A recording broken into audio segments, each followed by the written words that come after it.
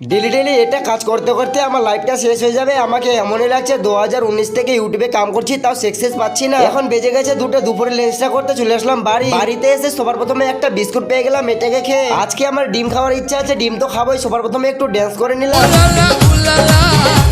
Ninja এক্সট্রাটা নিয়ে আমি বেরিয়ে পড়েছি ডিম আনার উদ্দেশ্যে। চলে আসলাম একটা মুদিখানার দোকানে, এখান থেকে দুটো ডিম নিয়ে বাড়িতে যাওয়ার জন্য রওনা দিয়ে দিলাম। বাড়িতে এসে যেখানে আমি ডিম রান্না করবো সেখানে একটু ঝাড়ু দিচ্ছি।